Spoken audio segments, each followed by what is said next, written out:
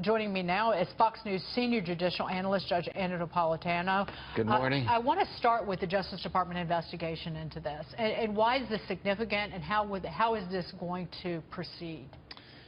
Well, the reason the Justice Department is investigating is to see if this was part of a group effort to stifle the free speech of the people there that were protesting against the white nationalists.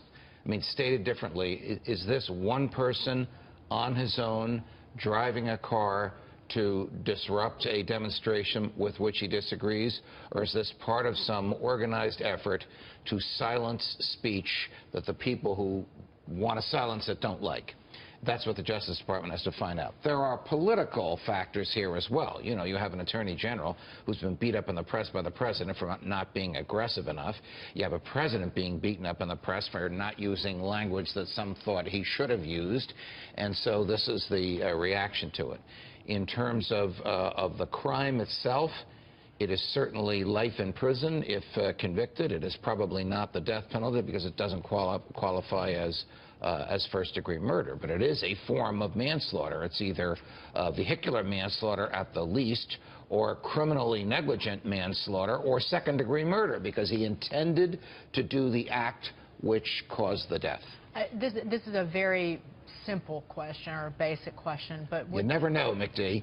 No, but would this man be prosecuted for the crime locally in the state for manslaughter, and then also potentially be prosecuted at the federal level? Would you have two separate prosecutions? It's not a simple question. It's a profound question, and the answer is yes.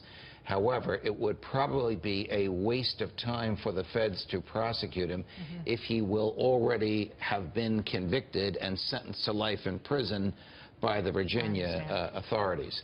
But, you know, we live in very difficult times. You heard Gentleman McMaster, and I have to disagree with him. There is a federal definition of terrorism, and it's very, Andrew knows this, it's very precise. 2 or more acts of violence intended to affect the policy of the government. That is this probably does not fit within that definition from what we now know. This is another reason for the investigation. When he left Ohio, was he planning to kill somebody? When he was in Ohio, was he planning and plotting with others to do this? How big a group was involved that resulted in the death of this young woman? Or is this just one crazy Nazi-attracted nut doing this on his own? The Justice Department has to get the answers to that. And I want to point out the man's name, James Alex Fields Jr., is the 20-year-old Ohio resident that we're talking about. But in terms of people who were at these rallies, there were the photographs of the people, the white supremacists who were marching on the lawn at the University of Virginia on Friday night, even before this young woman was murdered. And their photos were everywhere. They were all over the internet, and people are trying to, on Twitter and elsewhere, trying to pinpoint who these individuals are and get them fired. And I just wonder, legally, is hate speech protected, but does it does the Constitution prevent you from losing your job if your boss doesn't like what you're doing off the job? Very good questions. Generally, hate speech is protected. And as repellent as this idea is, the idea of hatred of somebody because of their race, the police have an obligation to protect the speaker. And the government will not take sides and protect only the speech it likes and only the speech it welcomes. It has to protect even the speech it hates. It's very clear from recent Supreme Court opinions that that's the prevailing interpretation of the First Amendment. But that is a protection against action by the government, being prosecuted. So can the guy who organized this demonstration be prosecuted for the murder? The argument being his words caused such an incendiary atmosphere of hate, the murder was the natural and probable consequence? The answer is no. His speech, no matter how hateful, is protected. But can he lose his job?